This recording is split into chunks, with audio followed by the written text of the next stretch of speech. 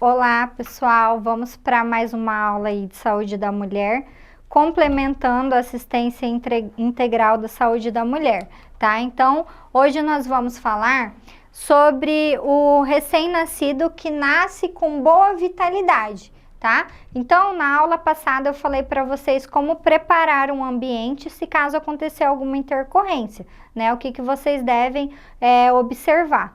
Então, na aula de hoje, eu já vou falar para vocês como que vocês devem assistir esse paciente aí, esse bebê aí neonato, recém-nascido, com boa vitalidade ao nascer, tá?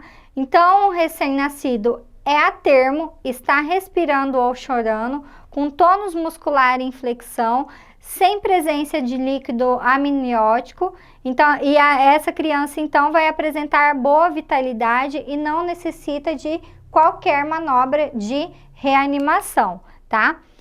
Então, o recém-nascido com boa vitalidade, ele deve ser secado e posicionado sobre o abdômen da mãe, tá? Então, nesse caso aqui, no parto normal, tá? Então, no parto normal, esse bebê vai nascer, né? E daí, ele já vai pro colo da mãe, tá?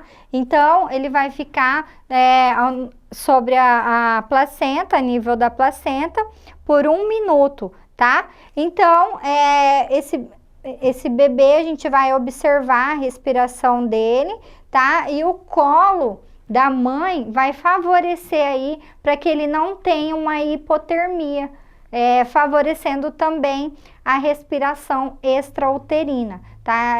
Então, foi verificado aí que quando o bebê nasce, ele colocado no colo da mãe vai fazer com que ele tenha uma boa vitalidade ao nascer, tá? Então, ele deve ser secado e posicionado sobre o abdômen da mãe, ao nível da placenta, no mínimo 1 minuto, e o cordão, até o cordão umbilical parar de pulsar, tá? Aproximadamente 3 minutos. Claro que mãe que tem HIV positivo, por exemplo, nós não vamos esperar o cordão umbilical parar de pulsar para então fazer o clampeamento, tá? Esse clampeamento é feito imediato. Mas em mães que não têm essa patologia aí, nós vamos esperar uns 5 minutinhos ou esperar aí até que esse cordão umbilical pare de pulsar, tá? Porque nós sabemos que a respiração do bebê vem da placenta, né? Através do cordão umbilical. Então, ele ainda vai estar recebendo o oxigênio da placenta. Então, quando está pulsando, ele ainda está recebendo oxigênio. Então, não tem por que clampear assim que nasce, tá? Então, tem que esperar o cordão umbilical parar de pulsar para poder fazer o clampeamento. Então, após o clampeamento do cordão, o recém-nascido deve ser mantido aí sobre o abdômen da mãe, né, sobre o tórax da mãe, favorecendo aí a troca de calor, tá? E também aí favorecendo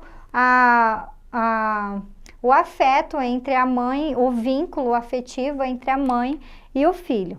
A Organização Mundial de Saúde recomenda que o aleitamento materno seja iniciado na primeira hora de vida, pois está associado à menor mortalidade neonatal, a maior período de amamentação, a melhor interação entre a mãe e o bebê e ao menor risco de hemorragia materna, tá? Favorecendo também ali a saída da placenta, né? E a saída do lóquios que vai acontecer no período puerperal, tá ok?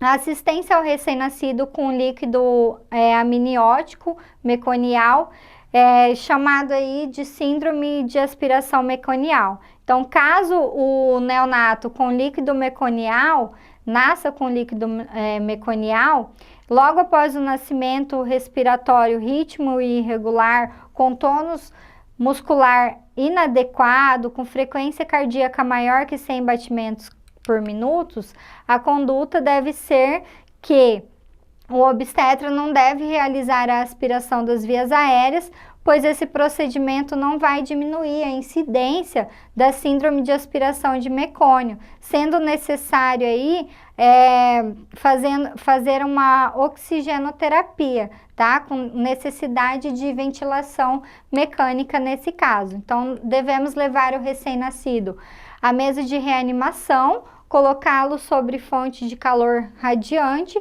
posicionar a sua cabeça e o seu pescoço aí com uma leve extensão, aspirar o excesso de secreções na boca, geralmente utilizando uma sonda nasotraqueal número 10, secar e desprezar os campos úmidos, avaliar a frequência cardíaca e a respiração, e se a respiração resultar normal, o recém-nascido receberá os cuidados de rotina na sala de parto. O líquido amniótico, ou sendo fluido ou espesso, e o tônus muscular, se ele estiver flácido, a frequência cardíaca menor que 6, o profissional de saúde deve então realizar a retirada do mecônio residual pela hipofaringe e pela traqueia, tá? Então, fazendo uma aspiração traqueal propriamente dita. Então, recomenda-se aspirar esse recém-nascido, né, o excesso de mecônio com uma única vez. Se o recém-nascido permanecer com a frequência cardíaca menor que 100 batimentos por minuto, com respiração irregular, apneia, deve-se iniciar então a ventilação com pressão positiva, tá? Então, a aspiração do recém-nascido, ela deve ser realizada para manter as vias aéreas superiores normais, tá? E pérvias. Então, sempre devemos posicionar o recém-nascido em decúbito dorsal, tá? Para favorecer ligeiramente aí a parte anatômica, favorecendo uma aspiração melhor, mantendo aí a posição correta do pescoço. Então, para isso, nós podemos também colocar uma compressa enrolada embaixo dos ombros do bebê, tá? Para a gente poder aí elevar um pouquinho esse tronco de 1 a 2 centímetros, favorecendo uma melhora aí na aspiração do recém-nascido. Lembrando que sempre nós vamos aspirar primeiro a narina e depois a boca do bebê, tá bom? Então, como eu disse para vocês, separei em tópicos, esse é o nosso segundo tópico de assistência integral. Nós vamos para o terceiro tópico nas próximas aulas, eu aguardo vocês, até mais!